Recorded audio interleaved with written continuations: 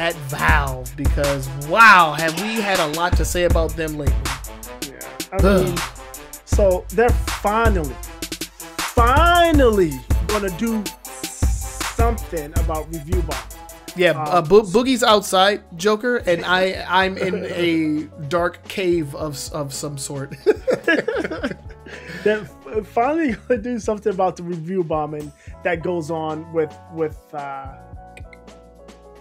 their games, especially when people are upset. We've seen this most recently with Metro Exodus, and there was another game that was more recent, and that had to do with characters in the game and not actually what was going on with the game itself. I think it was like it Civilization. Civ? I think it was Civ. Yeah.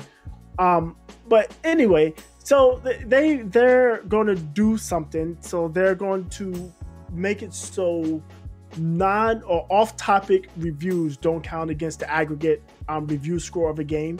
So people getting in there complaining, they got women in the game, I'm giving it 1 star. Or this game has a black main character, I'm giving it 1 star. So it's stupid. Or this game is only going to be sold somewhere else, I'm giving it 1 star. They're going to block that. And they specifically mentioned that complaints or reviews that include complaints about DRM, which is a big thing, and the end user license agreement will also be flagged. I think that those 2 things should be included with the review, because if a game has horrible DRM, like, hey, look, this game's DRM is horrible, I'm only getting 28 frames per second where I'm normally getting 60. That's a problem. That's a game performance problem. It should be notified in the user agreement. I mean, in the review. In the review, The EULA, the end user license agreement. If there's something in it that's very problematic, say a privacy, it tracks everything you do in the game and it records your keystrokes. That's a problem, and that's something people should be made aware of when they're looking to purchase a game. So I don't necessarily agree with them blocking out DRM and EULA complaints. But blocking out review bombing, especially review bombing out of spite, that definitely needs to go. We've been seeing that, even outside of video games, and I'm glad that Valve is at least taking a step and putting their foot down when it comes to that. If only they would curate their freaking marketplace and stop putting up rape simulators and freaking school shooter simulators. That'd be great. Stop allowing people to put these games on their marketplace. That'd be nice. Yeah, they still have a ton of work to do. Definitely. This is I wouldn't call it a step. It's a tiptoe in the right direction. But it's a half step in the right direction. It's quarter step. But, they are making their making it look like they're trying, where you can do better still. Yeah, they can still do better, man. I mean, if there's anything that this rise of, other online marketplaces for video games has taught us, is that Steam definitely has some work to do. They have been the industry leader, in this market for a long time, and they definitely need to innovate and give people, not just gamers, but give developers, publishers, give them a reason to want to put their stuff on Steam. Just being the only place isn't really a thing anymore. Right. Because for a while it was like the only place, or like the biggest place, So that's that. But we have one more story involving Valve. Boogie, what we got? Yeah, this one isn't as bad. This is actually kind of cool. Steam Link, if you know what Steam Link is, it allows you to stream.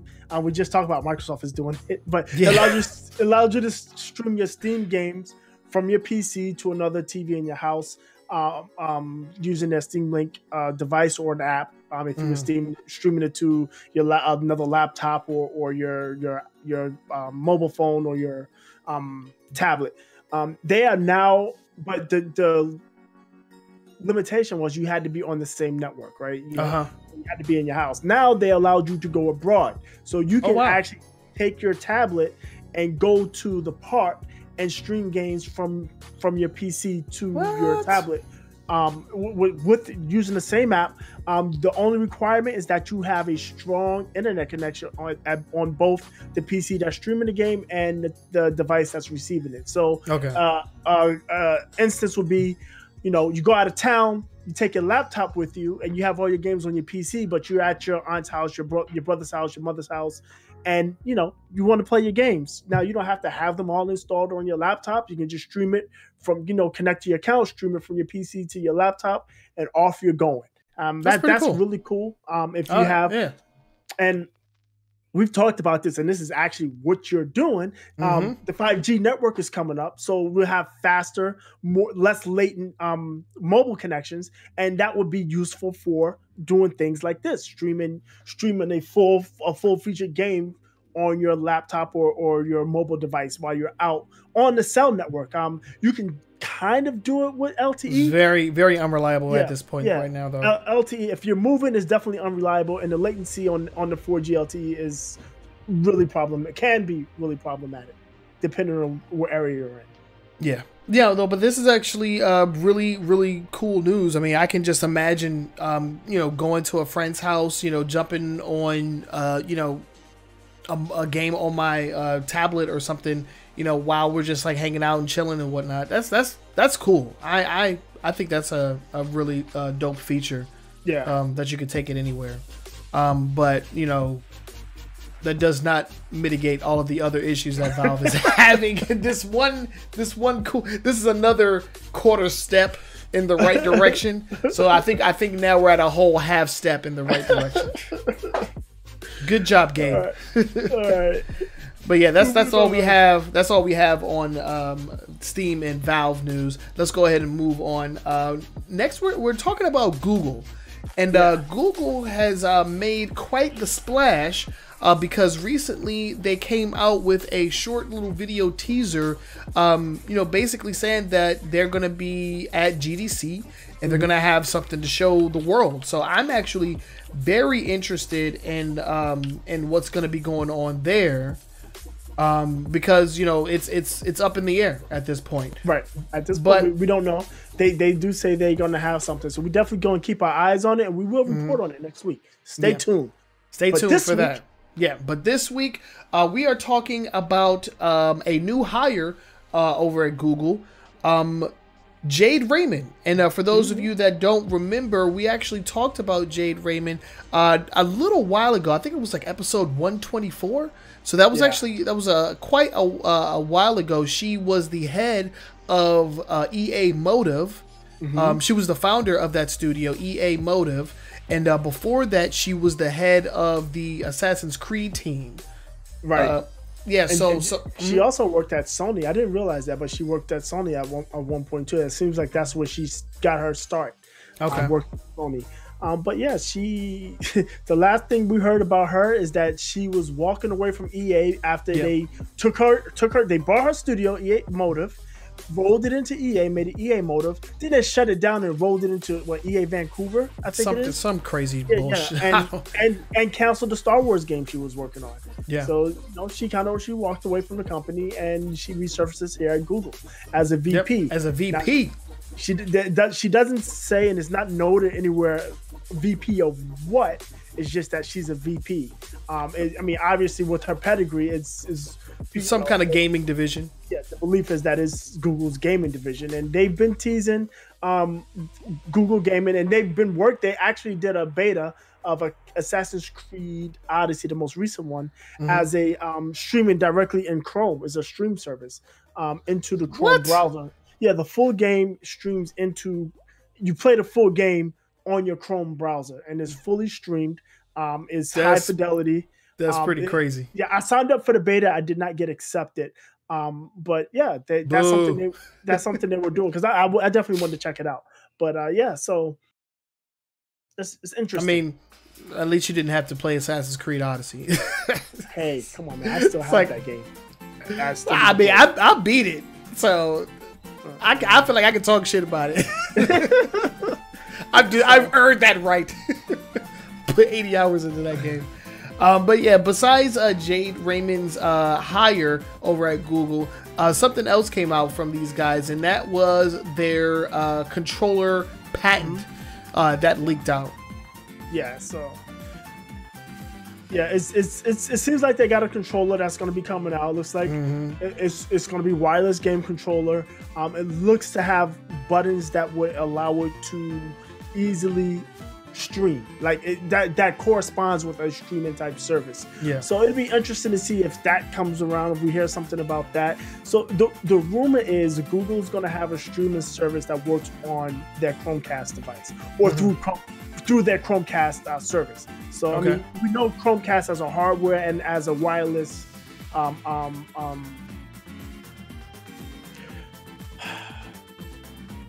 what is it? A wireless what? A wireless. I can't think of the word.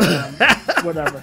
So we know you see Chromecast as that, but Chromecast is actually a service from Google where it houses a lot of their entertainment from their movies and shows, music and stuff like that. So you can stream it to various devices. It's built into certain TVs. They have the little Chromecast dongle. I actually have two. Neither one of them I paid for. I got them both for free for buying other things. Can I have one? Yeah, you want it? You can have it because I have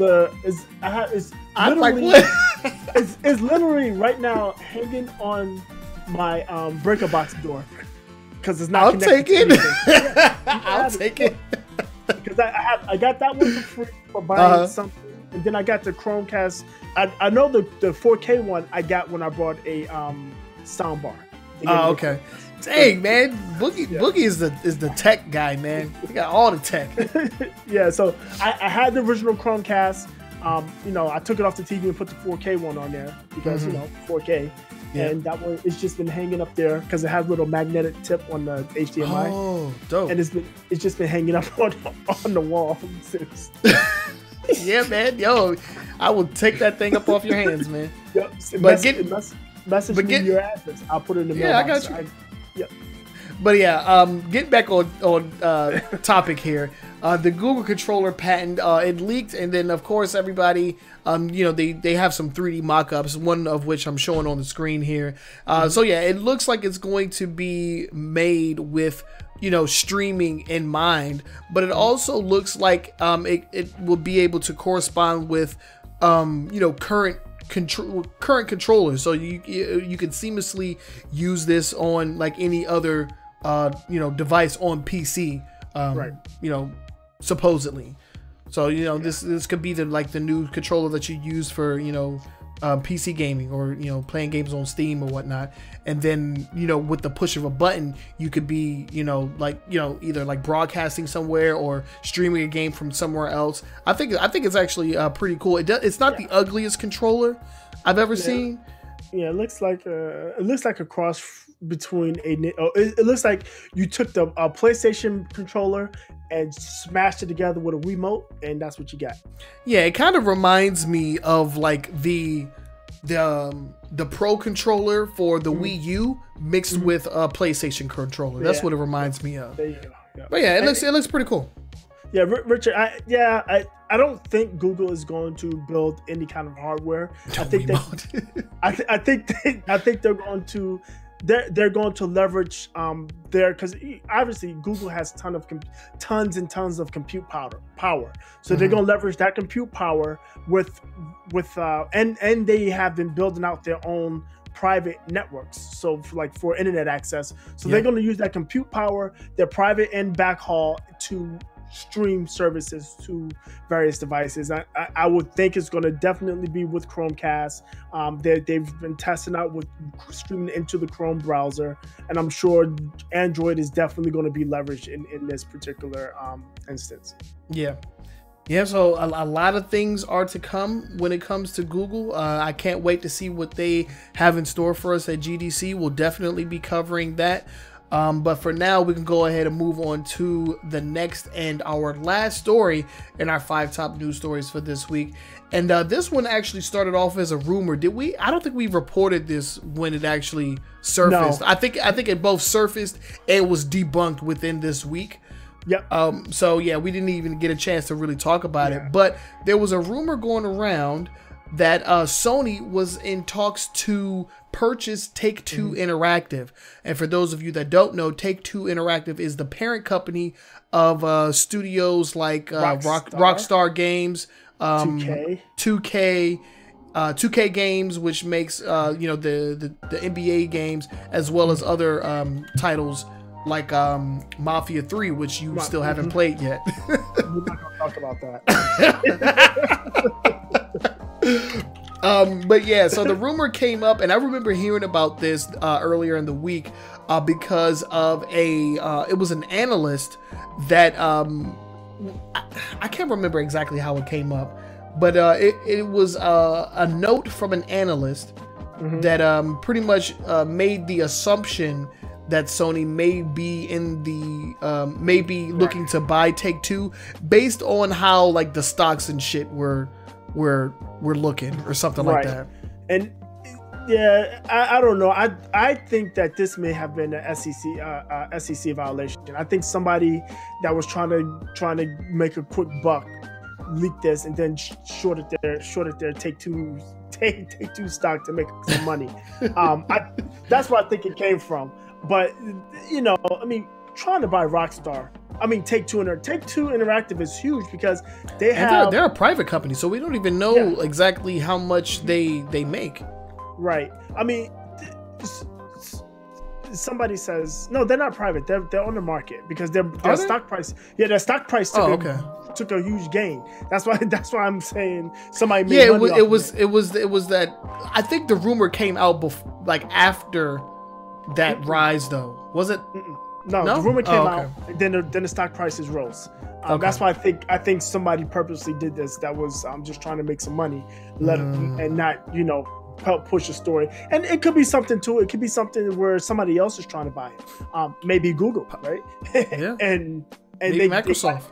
They got it mixed up, right? But Sony's come out and say, yeah, no, we're not trying to buy them. We don't have Take-Two money. I mean, but just think of a world where Sony owned Take-Two and like games like Red Dead Redemption and Grand Theft Auto, Midnight Club, all of those Rockstar titles would just essentially be exclusive to PlayStation. That would take it back to where it began, right? Because Grand Theft Auto was exclusive. Grand Theft 3, Vice City, and Liberty City. There were timed exclusives. They were timed exclusive. Yeah, they were exclusive to PlayStation 2 for a while. Yeah. Yep. Exactly. So yeah, it'd be interesting if anything comes of this story. But right now it's a non-story. I wanted to put it in there because one thing I noticed when I'm trawling the internet and I'm looking for stories and stuff, I go to a lot of bulletin boards. I go to Reddit and a lot of those places, and this was all over the place. People were just like, they were losing their minds. It blew up out of nowhere, and I'm glad that. And as personally, I'm glad that it's not a thing because if there's one thing that I don't want right now is to have to buy multiple consoles just to play like a certain franchise. If a franchise is traditionally multi-platform, I'd like for it to stay that way. Yeah, consolidation is not good in this business. Just ask Activision, or ask all of the dead development studios that EA has buried. But I will say that I have, in this generation of consoles, I have had the most fun playing my PlayStation exclusives. Yeah, because Microsoft, the Xbox doesn't have. What exclusives does the Xbox have?